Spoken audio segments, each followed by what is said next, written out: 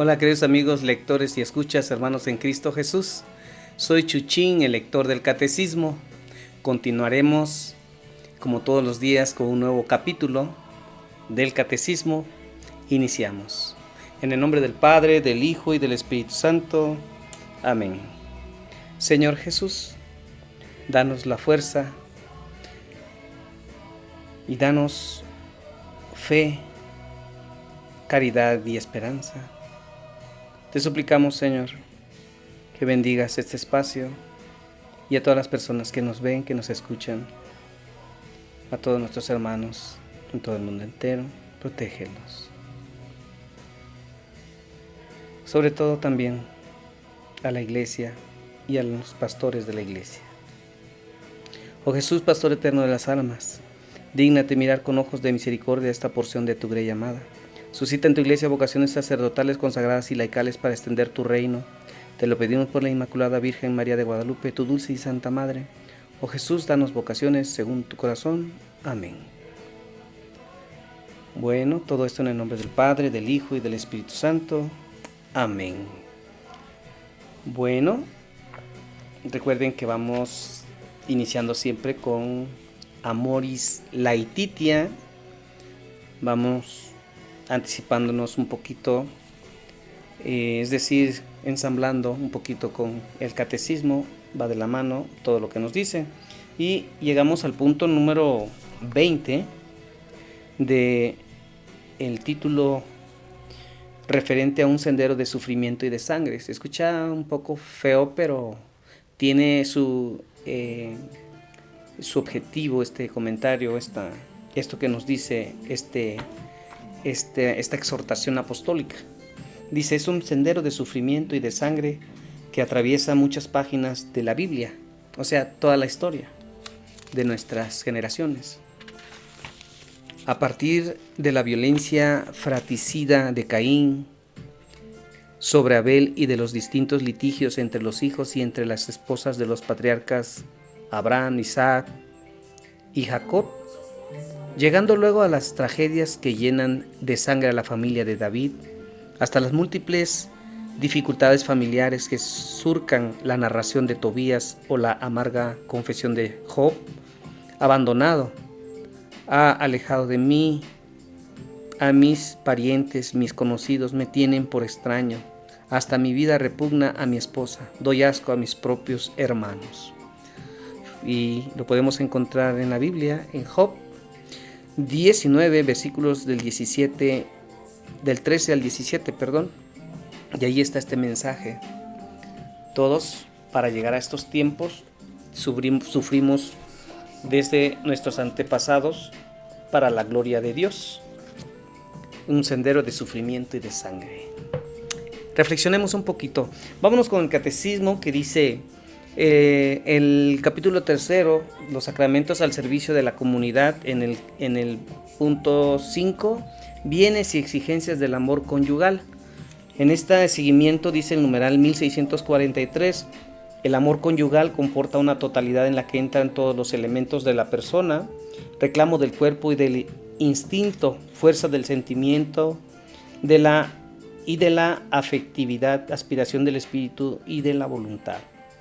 Mira una unidad profundamente personal, que más allá de la unión en una sola carne, conduce a no tener más que un corazón y un alma. Exige la indisolubilidad y la fidelidad de la donación, ¿sí? De la donación recíproca definitiva, y se abre a la fecundidad. En una palabra, se trata de características normales de todo tipo, conyugal, normal, es decir, natural, pero con un sacrificio o un significado nuevo que no solo las purifica y consolida, sino que las eleva hasta el punto de hacer de ella la expresión de valores propiamente cristianos. Y viene otro título enseguida que dice unidad e indisolubilidad del matrimonio. Que no se puede disolver el matrimonio, ya consagrados al sacramento del matrimonio dentro del reglamento de la iglesia, ¿no? Dice, el amor de los esposos exige por su misma naturaleza la unidad, la unidad y la indisolubilidad de la comunidad de personas que abarca la vida entera de los esposos, de manera que ya no son dos, sino una sola carne. Según Mateo 19, versículo 6. Están llamados a crecer continuamente en su comunión a través de la fidelidad cotidiana a la promesa matrimonial de la recíproca donación total. Esta comunión humana es confirmada, purificada y perfeccionada por la comunión en Jesucristo dada mediante el sacramento del matrimonio.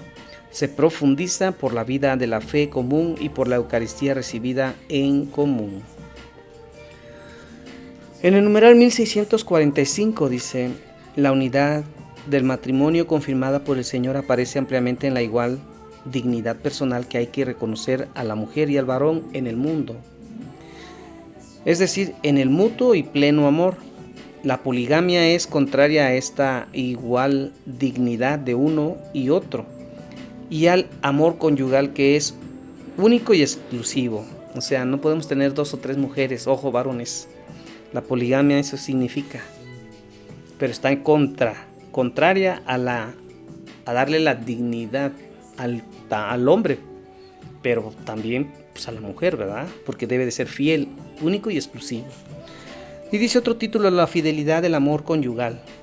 El numeral 1646 refiere, el amor conyugal exige de los esposos por su misma naturaleza una fidelidad inviolable. Esto es consecuencia del don de sí mismos que se hace mutuamente los esposos. El auténtico amor tiende por sí mismo a ser algo definitivo, no algo pasajero. Esta íntima unión en cuanto a donación mutua de 2 personas, así como el bien de los hijos, exige la plena fidelidad de los cónyuges y urgen su indisoluble unidad. Y en el numeral 1647 nos dice, su motivo más profundo consiste en la fidelidad de Dios a su alianza, de Cristo a su iglesia. Por el sacramento del matrimonio los esposos son capacitados para representar y testimoniar esta fidelidad por el sacramento. La indisolubilidad del matrimonio adquiere un sentido nuevo y más profundo. Y dicen en el numeral 1648, puede parecer difícil, incluso imposible unirse para toda la vida a un ser humano. Por ello es tanto más importante anunciar la buena nueva de que Dios nos ama con un amor infinito e irrevocable, de que los esposos participen de este amor que les conforta y mantiene y de que por su fidelidad se convierten en testigos del amor fiel de Dios. Los esposos que con la gracia de Dios dan este testimonio con frecuencia y en condiciones muy difíciles merecen la gratitud y el apoyo de la comunidad eclesial. Porque los esposos obviamente no pueden andar solos, deben de seguir acompañado con el catecismo, con la Biblia, con la misa y sobre todo con el acompañamiento de personas consagradas, pues como hijos de Dios tenemos que estar configurados todos, unidos, ¿verdad? Y los esposos van a pasar ciertas penas, ciertas cuestiones de carácter o de diálogo, y a veces por falta de esa comunión, de ese diálogo, de esa conversación, se rompen los lazos. El enojo, el odio, el egoísmo, el egocentrismo, la vanidad y tantas cosas más que impiden a veces que veamos bien a nuestra pareja. Tenemos que tener mucho cuidado para que lo que sella Dios no lo disuelva un comportamiento inestable. En el numeral 1649 dice, existen, sin embargo, situaciones en que la convivencia matrimonial se hace prácticamente imposible, lo que decía, por razones muy diversas. En tales casos, la Iglesia admite la separación física de los esposos y el fin de la cohabitación. Los esposos no cesan de ser marido y mujer delante de Dios y son libres para contraer una nueva unión. En esta situación difícil, la mejor solución sería, si es posible, la reconciliación. La comunidad cristiana está llamada a ayudar a estas personas a vivir cristianamente su situación en la fidelidad al vínculo de su matrimonio, que permanecen indisoluble. que permanece sin dividirse, que no se disuelve, pues. En el numeral 1650 nos refiere: hoy son numerosos en muchos países los católicos que recurren al divorcio según las leyes civiles y que contraen también civilmente una nueva unión. La Iglesia mantiene por fidelidad a la palabra de Jesucristo: quien repudia a su mujer y se case con otra comete adulterio contra aquella, y si ella repudia a su marido y se casa con otro, comete adulterio, según Marcos 10, versículos 11 y 12, que no puede reconocer como válida esta nueva unión. Si era válido el primer matrimonio, si los divorciados se vuelven a casar civilmente, se ponen en una situación que contradice objetivamente a la ley de Dios, por lo cual no pueden acceder a la comunión eucarística mientras persista esta situación, y por la misma razón no pueden ejercer ciertas responsabilidades eclesiales. La reconciliación mediante el sacramento de la penitencia no puede ser concebida más que a aquellos que se arrepientan de haber violado el signo de la alianza y de la fidelidad de Cristo o a Cristo, y que se comprometan a vivir en total continencia. Difícil, pero el amor todo lo puede. El numeral 1651 nos dice respecto a los cristianos que viven en esta situación y que con frecuencia conservan la fe y desean educar cristianamente a sus hijos: los sacerdotes y toda la comunidad deben dar prueba de una atenta solicitud a fin de que aquellos no se consideren como separados de la Iglesia, de cuya vida pueden y deben participar en cuanto bautizados. Exhórteseles a escuchar la palabra de Dios, a frecuentar el sacrificio de la misa, lo que decíamos, a perseverar en la oración, a incrementar las obras de caridad y las iniciativas de la comunidad en favor de la justicia, a educar a sus hijos en la fe cristiana, a cultivar el espíritu y las obras de penitencia para implorar de este modo día a día la gracia de Dios. Y en un título ya, por dilucidar este tema, la apertura a la fecundidad en el numeral 1652 refiere: por su naturaleza misma, la institución misma del matrimonio y el amor conyugal están ordenados a la procreación y a la educación de la prole, de los hijos, y con ellas son coronados con su culminación. Los hijos son ciertamente el don más excelente del matrimonio y contribuyen grandemente al bien de sus padres. El mismo Dios que dijo: no es bueno que el hombre esté solo, según Génesis 2, versículo 18, y que hizo desde el principio al hombre varón y mujer, según Mateo 19, versículo 4, queriendo comunicarle cierta participación especial en su propia obra creadora. Bendijo al varón y a la mujer diciendo: creced y multiplicaos, según Génesis 1, versículo 28. De ahí que el cultivo verdadero del amor conyugal y todo el sistema de vida familiar que de él procede, sin dejar posponer los otros fines del matrimonio, tiende a que los esposos estén dispuestos con fortaleza de ánimo a cooperar con el amor del Creador y Salvador, que por medio de ellos aumenta y enriquece su propia familia cada día más. Por eso no nos separemos ni de nuestra esposa, ni de nuestros esposos, ni de la iglesia, porque ahí hay siempre acompañamiento, hay consejos, ¿verdad? Con mucho cuidado, toquemos los temas primero a la luz del Espíritu Santo, en oración, en ayuno, en penitencia, en confesión, aportando siempre que no se rompa el matrimonio, porque se pueden romper también los lazos con la iglesia. No hay que estar peleados con nadie, pero hay que luchar para soportar, para seguir llevando las cosas por el mejor camino, por el bien de todos nosotros, ¿no? Y entonces dice, el numeral 1653 dice: la fecundidad del amor conyugal se extiende a los frutos de la vida moral, espiritual y sobrenatural que los padres transmiten a sus hijos por medio de la educación. Los padres son los principales y primeros educadores de sus hijos. En este sentido, la tarea fundamental del matrimonio y de la familia es estar al servicio de la vida. Sí a la vida, no al aborto, recuerden.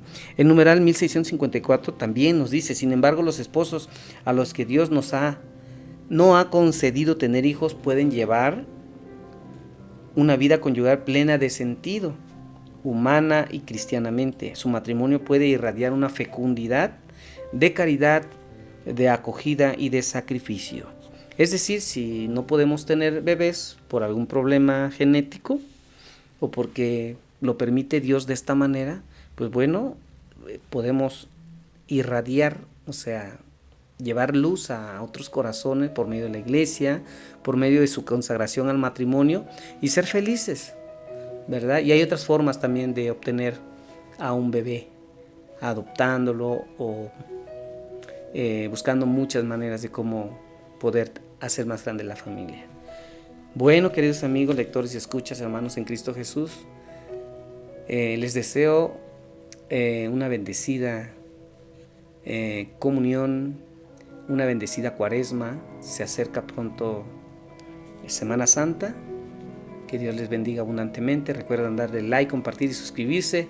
Soy Chuchín, el catequista. Recuerden orar por la paz del mundo, la paz de Ucrania, de Rusia, de Israel, por la reparación de las enfermedades de los que están enfermos, porque sanen pronto y porque las benditas ánimas del purgatorio salgan de ahí, del purgatorio, y vayan a la presencia de Dios.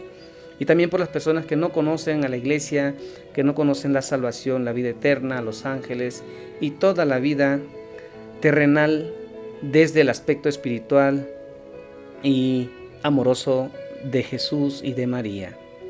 Y ya saben que oremos cada día con las manos de María, junto a ella cada día. Todo esto en el nombre del Padre, del Hijo y del Espíritu Santo. Amén. Recuerden, si Dios quiere y es la voluntad de Él, por aquí nos vemos pronto.